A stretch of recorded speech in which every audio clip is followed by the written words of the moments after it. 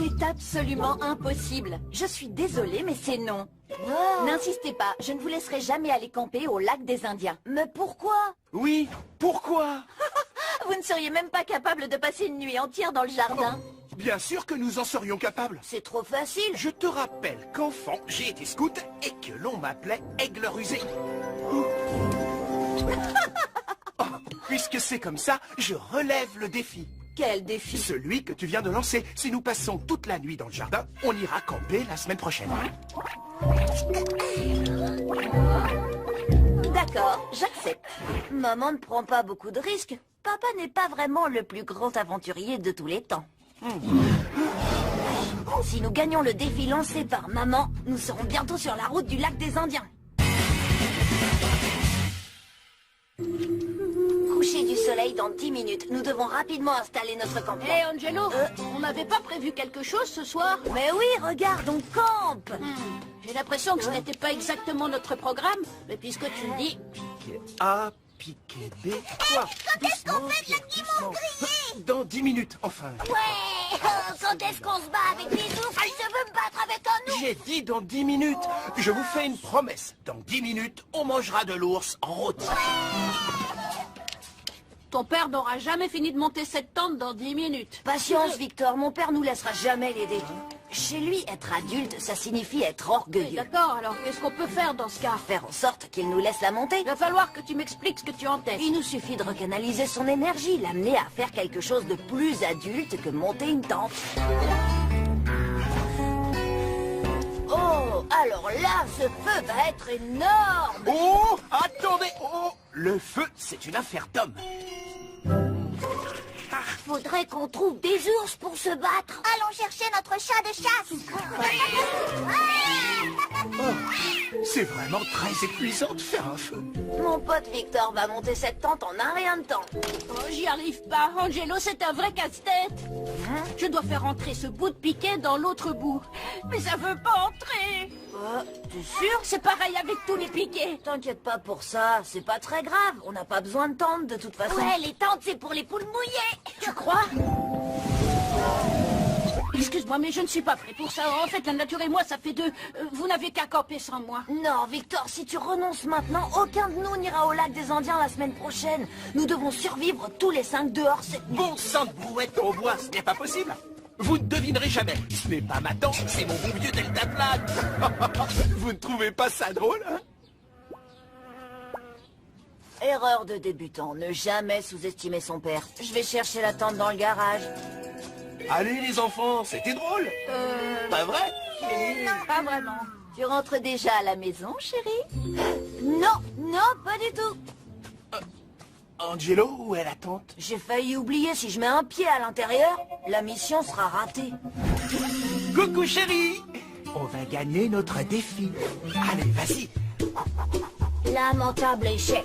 Comme vous le voyez, la nuit va tomber et comme on pouvait s'y attendre, papa ne fait pas jaillir la moindre étincelle. Comment ça, comme on pouvait s'y attendre? C'est à cause du vent. Il y a énormément de Les vent. feux, c'est pour les poules mouillées. Et aussi pour les guimauves. Ouais. Bien, en résumé, non seulement nous n'avons pas de tente, mais nous n'avons pas non plus de feu de bois pour nous réchauffer. En fait, le bois n'est pas sec. C'est une blague ou quoi? Pas de panique, Victor. J'ai plus d'un plan dans ma poche. Ah ouais? Et comment s'appelle ton plan? Dormir dehors et se réveiller gelé? Non, non, non. Mon plan s'appelle Victor ou la réalité virtuelle. Pardon? Victor, concentre-toi. Ton cerveau est un vrai ordinateur. Je veux que tu visualises un mode d'emploi pour monter une tente et que tu en déduises toutes les étapes nécessaires à la construction d'un abri avec un deltaplane. C'est ça ton plan? Tu crois vraiment que... Attends. Je vois quelque chose. Placer la tige en angle droit par rapport à la toile. Ensuite, prendre le piquet et l'enfoncer dans la terre. Hé, arrête ce petit sourire, ça m'énerve. Regardez-moi ça. C'est exactement ce à quoi je pensais. Hein? C'est bizarre.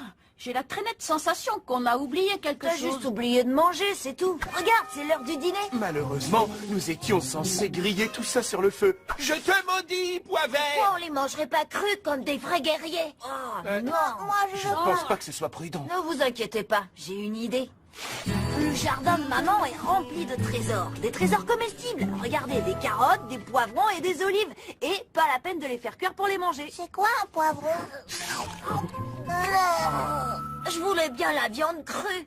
Je laisse le gâteau refroidir sur le rebord de la fenêtre, Alvina. Promets-moi de ne pas y toucher, d'accord? N'importe quoi. Le dessert sur le rebord de la fenêtre. Il y a plus de 100 ans que plus personne ne fait ça. Allez les gars, on peut le faire. Après moi. Miam, c'est vraiment excellent. Vous voyez, je vous avais dit que c'était génial. Chocolat. Chocolat? Oh oh. Hé camarades, écoutez, arrêtez, pensez au défi. Chocolat. Il faut que je vous rappelle pourquoi on est là. Pour le chocolat? Non, on est là pour gagner un défi. Un défi lancé par maman. Et vous savez en quoi elle est forte? Un gâteau au chocolat? Non, pour tendre des pièges. Et ce gâteau est un piège destiné à nous empêcher de survivre à cette épreuve.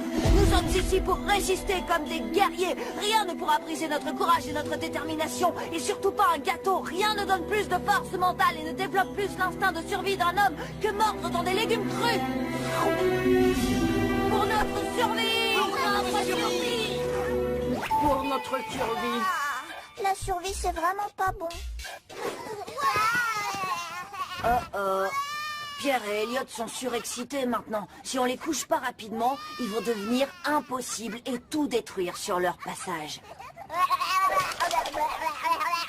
Heureusement pour nous, j'ai un plan. Un bébé ours, attrapons-le. Bébé ours. Yes, fais-moi des guimauves. Laissez Nirvana tranquille. Allez, revenez. Arrêtez de courir après le chat. Mignon, tout doux et poilu, on vous aime, vous nous aimez, vous les mimiques. C'est la ferme enchantée. Voilà qui est mieux. C'est moi la vache meuse, c'est moi le poulet coq, c'est moi l'oie, c'est moi le canard. Bonjour canard, que fait le canard? Coin, coin. Dans une situation extrême, il faut savoir improviser. Pierre ne peut pas s'endormir s'il n'a pas d'histoire, alors on va lui raconter la ferme enchantée. Même pas la ferme enchantée, c'est vos mains dans des chaussettes qui sentent pas bon. On peut changer de chaîne? C'est quoi la chaîne avec des combats de yap qui puent des pieds? Attendez, puisqu'on campe, pourquoi on n'en profiterait pas pour se raconter des histoires qui font peur? Tu es sûr, Angelo? C'est ça où tu cours après eux qui courent après le chat. Très bien. Qui commence? Ah, j'en ai une. Je veux la dire en premier. Un ours, il attaque les campeurs pendant qu'ils dorment. Et il les mange. C'est fini. Oh, merci, c'était une très jolie histoire. Et maintenant, au lit. Oh, moi aussi j'ai une histoire. Ok Pierre, vas-y. Il était une fois dans une étrange école de magie et la maman dit: le lapin, quel lapin chéri? Je t'ai laissé aller à l'école tout seul, mon cœur. C'est la fin. Je suis fatiguée. Ouais. Ah, la stratégie a réussi. Et 2 KO. Je comprends pas. C'était un lapin fantôme? Mais non, c'était rien. Ah! C'est le lapin fantôme! Je rentre à la maison, j'en ai assez! Qu'est-ce qu'on fait? T'as un plan pour les adultes peureux? Peut-être, il y a toujours un enfant qui sommeille en chaque adulte. À mon signal... Mignon, tout doux et poilu. On vous aime, vous nous aimez, c'est nous les mini animaux de la ferme enchantée. Ok, d'accord. Mais juste un seul épisode, d'accord? Ah, on a réussi. Ils dorment tous. Lac des Indiens, prépare-toi, on arrive. Tu sais, c'est bizarre, mais j'ai le sentiment encore d'avoir oublié quelque chose d'important. Je dois faire une dernière chose. Désolé, Victor. Angelo, mais pourquoi tu as fait ça? Le supplément spécial Wigglyman. C'est à Tokyo, Angelo, avec le décalage horaire. Si je ne me connecte pas maintenant, je ne ferai pas partie des 5000 premières connexions. Laisse-moi rentrer. Je dois rentrer chez moi. Je ne peux pas, Victor. Angelo, ça n'arrive qu'une fois par an. Eh ben, camper, c'est pareil.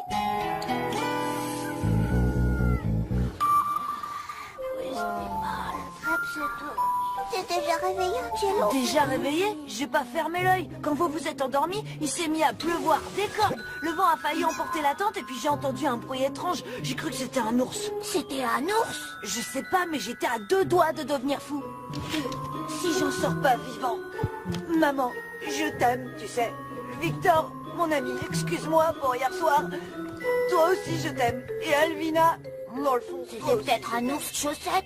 On a réussi! C'est génial!